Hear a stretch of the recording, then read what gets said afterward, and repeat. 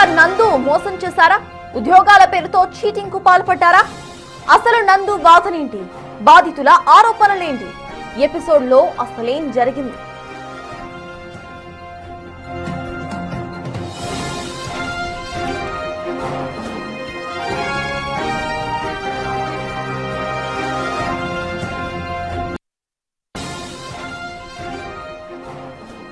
విదేశాల్లో ఉద్యోగం, లక్షల్లో జీతం అంటూ సోషల్ మీడియా ఇన్ఫ్లుయెన్సర్స్ నందు నిరుద్యోగులను మోసం చేశారని ఆరోపణలు వచ్చాయి. ఇన్ఫ్లుయెన్సర్ నందు, ఆమె భర్త మధుకర్ లండన్ లో స్కిల్డ్ వర్కర్ వీసా కింద లక్షల జీతాలతో ఉద్యోగాలు ఇప్పిస్తామని చెప్పి మోసం చేశారనేది బాధితుల యొక్క ఆరోపణ. 50 మంది దగ్గర ఒక్కొక్కరి దగ్గర నుంచి ఏకంగా 20 లక్షల రూపాయలు వసూలు చేసి మోసం చేశారని పోలీసులకు బాధితులు ఫిర్యాదు చేశారు. నందు, మధుపై విజయవాడ పోలీసులకు ఫిర్యాదు చేయడంతో విషయం వెలుగులోకి వచ్చింది. ఇన్ఫ్లుయెన్సర్స్ నందు మోసం చేశారా? ఉద్యోగాల పేరుతో చీటింగ్ కు పాల్పడ్డారా? అసలు నందు వాదనేంటి? బాధితుల ఆరోపణలేంటి? ఈ ఎపిసోడ్ లో అసలు ఏం జరిగిందో ఇప్పుడు చూద్దాం.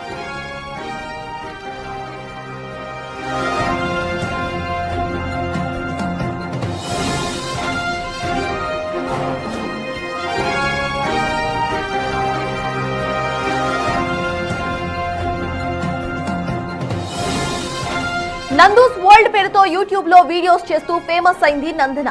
తన భర్త మధుకర్ పిల్లలతో కలిసి చేసే వీడియోలు ఎంటర్టైన్ చేసేవి. అయితే యూకే కు సర్టిఫికేట్ ఆఫ్ స్పాన్సర్షిప్ వీసాలు ఇప్పిస్తామని కొంతమంది దగ్గర లక్షల రూపాయలు నందు, మధుకర్ దంపతులు వసూలు చేశారని, ఆ తర్వాత ముఖం చాటేశారని కొందరు మీడియా ముందుకు వచ్చి వాపోతున్నారు. యూకేలో దాదాపు 6-7 కన్సల్టెన్సీ కంపెనీలు నిర్వహిస్తూ తమని తప్పుదోవ పట్టించారనేది బాధితుల యొక్క ఆరోపణ. మధుకర్ చెప్పిన అకౌంట్ లో లక్షల రూపాయలు వేశామని అంటున్నారు వాళ్ళు.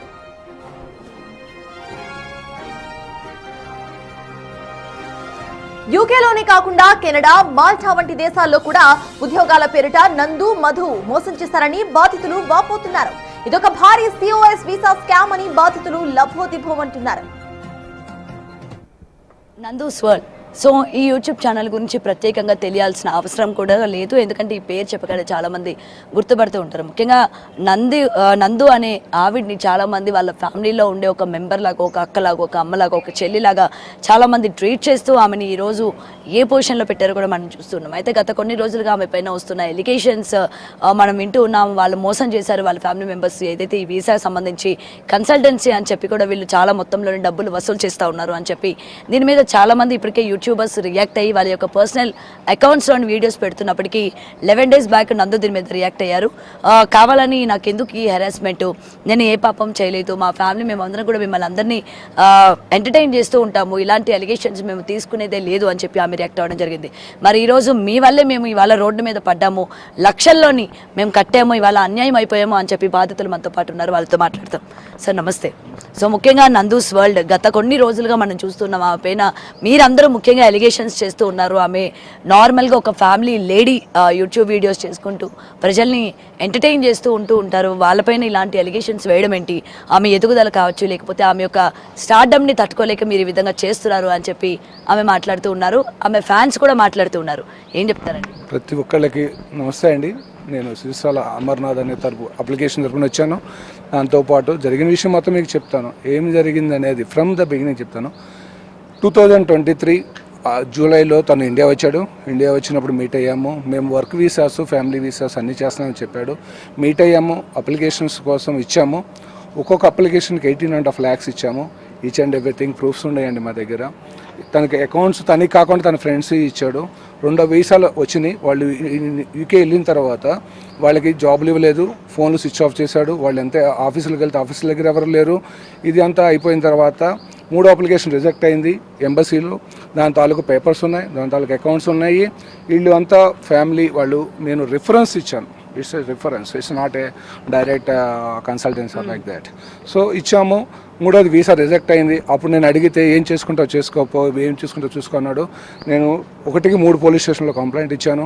3 కంప్లైంట్ ఇచ్చిన తర్వాత ప్రతి కంప్లైంట్ దగ్గర సిఐలకి, ఎస్ఐలకి సమ్ ఫోన్స్ రావడం జరిగింది. వాళ్ళు కంప్లైంట్స్ తీసుకోలేదు. కంప్లైంట్స్ ఉన్నాయి, అకౌంట్స్ ట్రాన్స్ఫర్స్ ఉన్నాయి.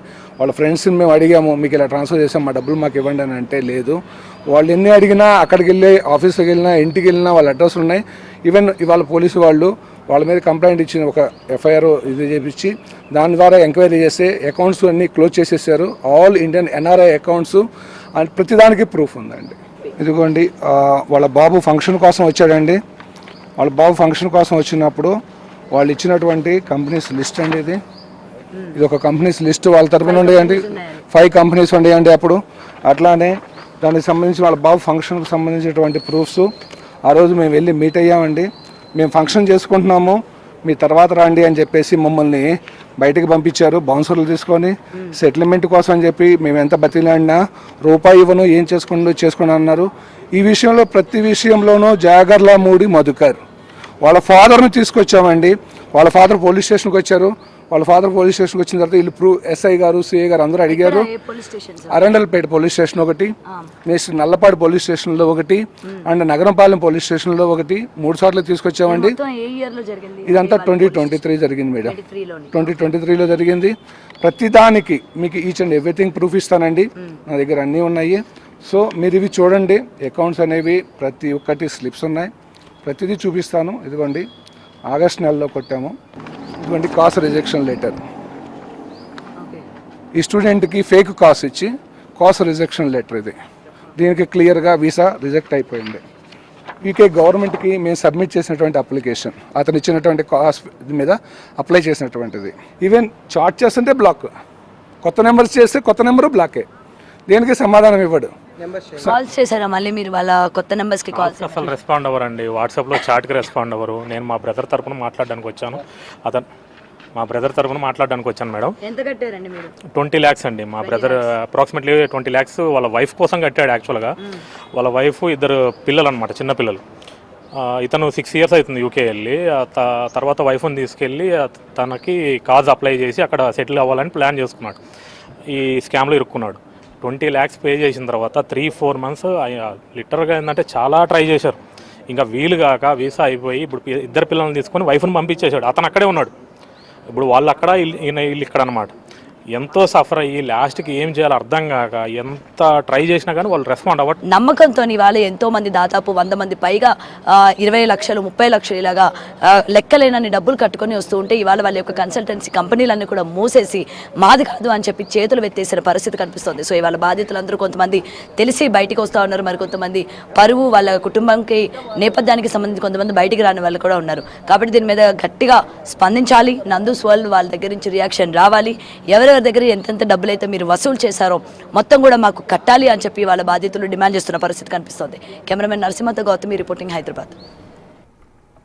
ఇటు మరికొందరు బాధితులు కూడా రియాక్ట్ అయ్యారు. తమని ఎలా మోసం చేశారో వివరించారు వారు.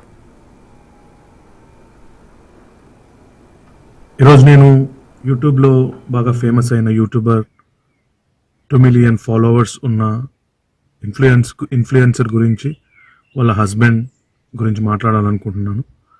వాళ్ళు చేసే ఫేక్ కాస్ట్లు, ఫేక్ సిఓఎస్లు, ఫేక్ జాబ్స్, అలానే ఫేక్ మనీ ట్రాన్సాక్షన్స్ అన్నీ చేసేవన్నీ ఈరోజు మాట్లాడదాం అనుకుంటున్నాను. ఇన్ఫ్లుయెన్సర్స్ అని చెప్పి వీళ్ళు తోటి ఇండియన్ కమ్యూనిటీని ఎంత మోసం చేస్తున్నారో అవన్నీ మాట్లాడాలనుకుంటున్నాను. ఇన్స్టాగ్రామ్లో గత 1 week నుంచి బాగా ట్రెండ్ అవుతూ యూకేలో చాలా ఫ్యామిలీస్ ఇబ్బంది పడుతున్నారు వీళ్ళ వల్ల. ఎలా అంటే కాస్ట్లు అంటే సర్టిఫికేట్ ఆఫ్ స్పాన్సర్షిప్ అనేది ఒక జెన్యూన్ జాబ్ ఉంటేనే ఇవ్వాలి as per the rule. But వీళ్ళు ఒక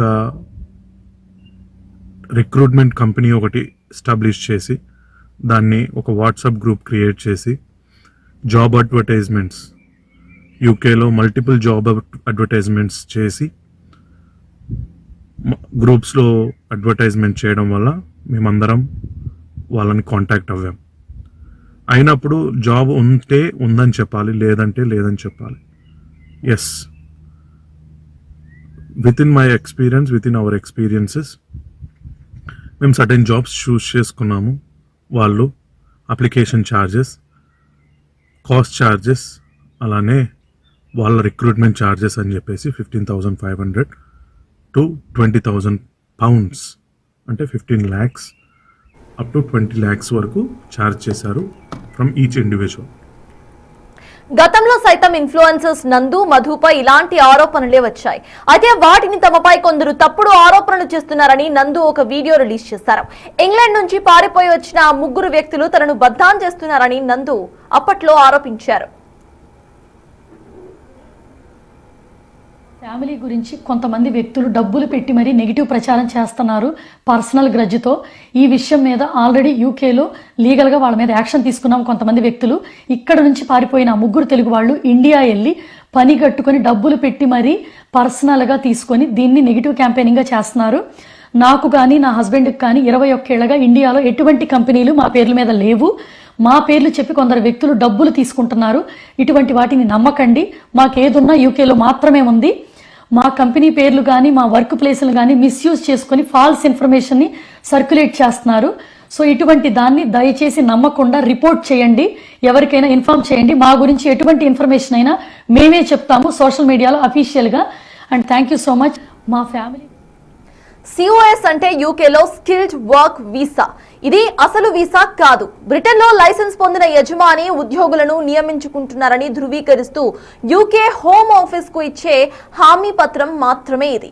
ఇటీవల ఈ పేరుతో తరచుగా COS వీసాల స్కామ్లు బయటపడుతూనే ఉన్నాయి.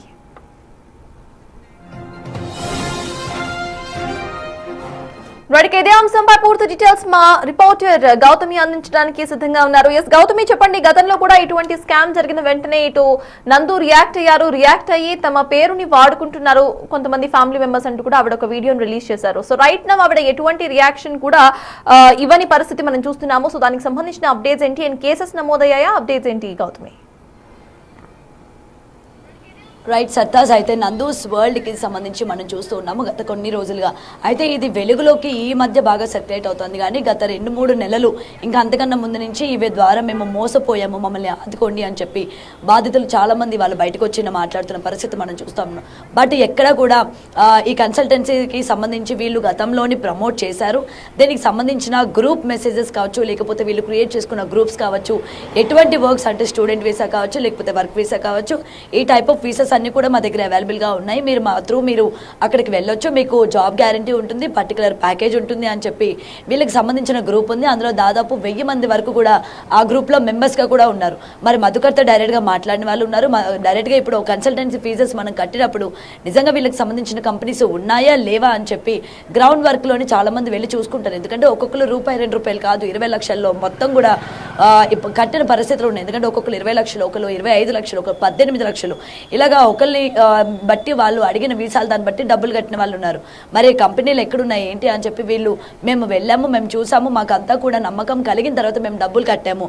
అండ్ ఇంకొకటి నమ్మకం ఏంటంటే వీళ్ళు పబ్లిక్లో ఉంటున్నారు కాబట్టి మోసం చేయరు అన్న నమ్మకంతో మేము ఇంత పెద్ద మొత్తం అమౌంట్లో కట్టాము.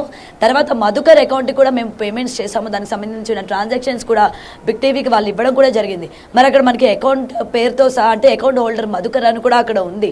మరి మధుకర్ అకౌంట్కి మేము డబ్బులు వేసాము అండి. అదనపు డబ్బులు ఆయన అకౌంట్లో కాకుండా వాళ్ళ ఫ్రెండ్స్ కావచ్చు, లేకపోతే ఆ కంపెనీలో ఉన్న కొంతమంది అకౌంట్స్ కూడా ఇవ్వడం జరిగింది. వాళ్ళ అకౌంట్లో కూడా మేము డబ్బులు వేసాము. ఈచ్ అండ్ ఎవ్రీథింగ్ మా దగ్గర ట్రాన్సాక్షన్స్ ఉన్నాయి. వీళ్ళ మీద మేము ఫాల్స్ ఎలిగేషన్స్ చేయడానికి మాకేంటి అవసరం అని చెప్పి కూడా ఇక్కడ ఉన్న బాధితులు క్వశ్చన్ చేస్తున్న పరిస్థితి కనిపిస్తుంది. మరి అయితే ఓకే, ఇక్కడ కంపెనీస్ లేవు, మరి మీ మీద ఇంత పెద్ద అలిగేషన్ వేసినప్పుడు, ఇన్ని కోట్లలోని భారీ స్కామ్ జరిగిందని చెప్పినప్పుడు ఎందుకు నందు కావచ్చు, లేకపోతే ఆమె భర్త మధుకర్ కావచ్చు మీడియా ముందుకు రావట్లేదు? ఎందుకు వాళ్ళ పర్సనల్ ఛానల్లో కూడా దీనికి సంబంధించి ఎక్స్ప్లెనేషన్ ఇవ్వట్లేదు? ఏదో ఒక కుళ్ళిపోయిన పుచ్చి యాపిల్స్ అన్న థియరీ అన్నది తీసుకొని వచ్చి మేము 100 మందికి ఇస్తాము ఈ యొక్క వీసాలు, అందులోనే 1-2 బోగస్ అవుతాయి, దానికి మా పూచి కాదు కదా, ఒకవేళ బోగస్ అయితే మేము డబ్బులు తిరిగి వెనకిస్తామని చెప్పి మేము ఎక్కడ అగ్రిమెంట్లో రాయలేదు కదా అని చెప్పి వాళ్ళు ఆ యొక్క వీడియోలోనే చెప్పకనే చెప్పారు. ఎందుకంటే పుచ్చిపోయిన యాపిల్స్ కొన్నప్పుడు మీకు షాప్ ఓనర్ 5 యాపిల్స్ ఇస్తే ఒకటి కుళ్ళిపోతే దానికి మళ్ళీ మేము తిరిగి ఇస్తామని మేము ఏమైనా మీకు చెప్పామా? ఇవాళ మీరు అది ఒకటి కుళ్ళిపోయిందని చెప్పి మొత్తం యాపిల్స్ అన్ని స్కామ్ చేశారు, మొత్తం యాపిల్స్ అన్ని కుళ్ళిపోయినవి ఇచ్చామని చెప్తే ఇదెక్కడ వ్యవహారం అన్నట్టు ఇంత సర్కాస్టిక్గా వీడియో చేసి పెట్టడం జరిగింది. అంటే ఆవిడ ఒప్పుకుంటున్నారు వీడియోలోని, ఎస్ మేము ఇచ్చాము, అందులో 2-3 ఈ విధంగా అయినాయి, మాకు సంబంధం ఏంటి, మేము తిరిగి ఎందుకు ఇస్తాము డబ్బులు, మేము తిరిగి ఎందుకు రియాక్ట్ అవ్వాలి, మేము ఏమైనా తిరిగి ఇస్తామని చెప్పామా? లేకపోతే మీకు కంప్లీట్గా ఒకవేళ అక్కడ వీసా కనుక ఎక్స్పైరీ అయిపోతే మళ్ళీ మేము చూసుకుంటామని మీకు ఏమైనా చెప్పామా అన్నట్టు వాళ్ళు మాట్లాడుతూ ఉన్నారు. మరి వాళ్ళ బాధితులు ఒకరు కాదు, ఇద్దరు కాదు, కేవలం ఇక్కడ మన ఇండియాలోనే కాకుండా అదర్ కంట్రీస్లో ఉన్న వాళ్ళు కూడా ఇవాళ వాళ్ళకి న్యాయం కావాలి అని జూమ్ మీటింగ్స్లో అటెండ్ అవుతూ ఉన్నారు. ప్రతి ఒక్కరు కూడా పని కట్టుకొని పర్టికులర్గా ఈ యొక్క కపుల్స్ని టార్గెట్ చేయాల్సిన అవసరం ఎవరికీ లేదు అని చెప్పి వాళ్ళు కూడా ఇవాళ గట్టిగా నిలబడి మాట్లాడుతూ పోరాడుతున్న పరిస్థితి కనిపిస్తుంది. మాకు డబ్బులు కావాలి అండ్ ఇంకొకరు ఈ విధంగా మోసపోకుండా ఉండాలి, ఎందుకంటే ఇప్పటికే పొలాలు అమ్మి వాళ్ళ సొంత ఇల్లులు అమ్మి ఇతర దేశాలకు వెళ్ళాలి, మనం కష్టపడాలి, మన ఫ్యామిలీస్ని సెటిల్ చేసుకోవాలి, ఇటు పిల్లల భవిష్యత్తు కోసం డబ్బులు పెడుతున్న వాళ్ళు ఉన్నారు. మరి వీళ్ళందరికీ ఇవాళ ఏం న్యాయం చేస్తారు? ఎందుకంటే రీసెంట్గా వాళ్ళ కొడుకుకి సంబంధించి ధోతి ఫంక్షన్ చేసుకున్నారు, 70 లక్షలు ఖర్చు పెట్టి చేసుకున్నారు. ఎవరి డబ్బులు అని చెప్పి మీరు అంతంత ఖర్చు పెట్టి చేస్తూ ఉన్నారు? 70 లక్షల ఫంక్షన్కి ఎవరైనా పెడతారా అని చెప్పి బాధితులు క్వశ్చన్ చేస్తూ ఉన్నారు. అండ్ వీళ్ళు ఇండియా వచ్చారని తెలిసి డైరెక్ట్గా ఆ ఫంక్షన్ దగ్గరికి కూడా వెళ్ళారు. దానికి సంబంధించిన ఇన్విటేషన్ కార్డ్స్ అన్ని కూడా మనకి బిగ్ టీవీకి ఇవ్వడం జరిగింది. మరి అక్కడికి వెళ్ళిన తర్వాత బౌన్సర్స్ చేత వీళ్ళందరినీ కూడా బయటికి నెట్టేసే ప్రయత్నం చేశారు. మధికర్ కూడా నేను మాట్లాడతాను మీతో, మొబైల్లోని ఫోన్లో మాట్లాడతాను, లేకపోతే మన గ్రూప్ ద్వారా నేను కన్సల్ట్ అవుతాను అని చెప్పి అక్కడి నుండి వాళ్ళని కనీసం వచ్చి మాట్లాడలేని పరిస్థితి కూడా మీరు తీసుకొచ్చారు. అక్కడి నుండి మమ్మల్ని గెంటేశారు అని చెప్పి కూడా ఇవాళ నరసింహ కావచ్చు ఈ బాధితులందరూ కూడా మాట్లాడుతూ ఉన్నారు. మరి ఎందుకు ఈ విధంగా చేస్తూ ఉన్నారు? మీ మీద పర్టికులర్గా పని కట్టుకొని టార్గెట్ చేయాల్సిన అవసరం ఏంటి? లేదు మనకి ఫేమ్ ఉంది, మనం ఏ మెగాస్టారో సూపర్ స్టారో అయితే వీళ్ళు డబ్బు కోసం ఆశించి చేస్తున్నారు, లేకపోతే ఫేమ్ కోసం ఆశించి చేస్తున్నారో మనకి క్లియర్గా తెలుస్తుంది. మరి ఎక్కడో ఉండి యూట్యూబ్ ఛానల్ రన్ చేస్తూ 2000 అంటే 2 మిలియన్ సబ్స్క్రైబర్స్ ఉన్న మీ మీద టార్గెట్ చేయాల్సిన అవసరం ఏంటి? ఒకరు ఇద్దరు చేశారంటే ఓకే మీరు గిట్టక చేశారు అనుకోవచ్చు. ఇవాళ 45 నుండి 50 మంది బాధితులు మేము ఉన్నాము, మేము డబ్బులు కట్టాము అని చెప్పి విత్ ప్రూఫ్స్ వాళ్ళు బ్యాంక్ అకౌంట్స్ కూడా చూపిస్తూ ఉంటే మరి మీరు ఎందుకు రియాక్ట్ అవ్వట్లేదు? ఇవన్నీ కూడా ఫాల్స్ ఎలిగేషన్స్ అని మీరు ఎలా కొట్టిపారేస్తున్నారు? అండ్ ఇక్కడ మీరు యూకేలోని మేము ఆల్రెడీ కేసు ఫైల్ చేశామని చెప్తూ ఉన్నారు. మరి దానికి సంబంధించిన ఎఫ్ఐఆర్ కాపీస్ మీరు ఎందుకు ప్రవేశపెట్టట్లేదు? మీ యొక్క ఓన్ ఛానల్లోని మీరు ఎవరెవరి మీద కేసు ఫైల్ చేశారు, ఎవరెవరు ఇక్కడికి పారిపోయి వచ్చారు, వాళ్ళ పేర్లు ఎందుకు మీరు చెప్పట్లేదు? మీరు ఫైల్ చేసిన ఎఫ్ఐఆర్ కేసు మీ ఛానల్లోనే ఎందుకు చూపించట్లేదు? ఇలా చాలా క్వశ్చన్స్ ఇవాళ నందన చుట్టూ కూడా తిరుగుతూ ఉన్నాయి. మరి నందన గారు ఎందుకు ఇంత సైలెంట్గా ఉన్నారు? ఇంతమంది స్కామ్ జరిగిందని బయటకు వస్తూ ఉంటే అండ్ మనం ఒకటి గమనించుకోవచ్చు, ఎవరు వీడియోస్ చేసినా కూడా ఏ ఒక్క ఇన్ఫ్లుయెన్సర్ అయినా ప్రతి ఒక్కరూ వేరే ఒకరికి నచ్చాల్సిన అవసరం లేదు. మన దగ్గర పాజిటివ్ కమెంట్స్ ఎంత వస్తాయో నెగిటివ్ కూడా అంతే వస్తూ ఉంటాయి. మరి నందన గారి వీడియోస్ కింద బాధితులు చాలామంది మేము మోసపోయాము, మీ డెస్టినీ కన్సల్టెన్సీలోని మేము ఇంత డబ్బులు కట్టాము, మాకు న్యాయం చేయండి, మమ్మల్ని ఆదుకోండి అని చెప్పి వాళ్ళు కమెంట్స్ పెడతా ఉంటే వీళ్ళు డబ్బులు పెట్టి మరి కమెంట్స్ అన్ని కూడా డిలీట్ చేపిస్తూ ఉన్నారు. దానికి సంబంధించి కూడా ఇవాళ అకౌంట్స్ అన్ని కూడా చెక్ చేయొచ్చు. వీళ్ళు పెడుతున్న కమెంట్లు కూడా ఏ విధంగా డిలీట్ చేస్తున్నారో కూడా బాధితులు మనకి చూపించిన పరిస్థితి ఉంది. సో నందన గారు మీరు ఒకవేళ ఎటువంటి తప్పు కనుక చేయకపోతే మీ సోషల్ మీడియా వేదికగానే మీరు ఎఫ్ఐఆర్ చేశానని చెప్పారు కాబట్టి ఎఫ్ఐఆర్ కాపీ కావచ్చు, లేకపోతే పారిపోయి వచ్చిన తెలుగు వాళ్ళు మీ మీద ఎవరైతే టార్గెట్ చేశారో వాళ్ళ పేర్లు కావచ్చు, వాళ్ళ డీటెయిల్స్ కావచ్చు, ఈచ్ అండ్ ఎవ్రీథింగ్ ధైర్యంగా మీరు మీడియా ముఖంగా ఇవ్వండి, లేకపోతే మీ ఛానల్ ముఖంగానే తెలియజేయండి అని చెప్పి ఇటు బాధితులు క్వశ్చన్ చేస్తూ ఉన్నారు. అండ్ ప్రతి ఒక్కరు కూడా ఇవాళ ఆమెని నెగిటివ్ చేయడానికి కూడా అవసరం లేకుండా ఆవిడ కింద పాజిటివ్ కమెంట్స్ అన్ని కూడా ఉండేటట్టు నెగిటివ్ కమెంట్స్ అన్ని కూడా డిలీట్ చేసుకుంటున్న పరిస్థితి మనం చూస్తున్నాం. Sartaj. Yes, thank you Gautami.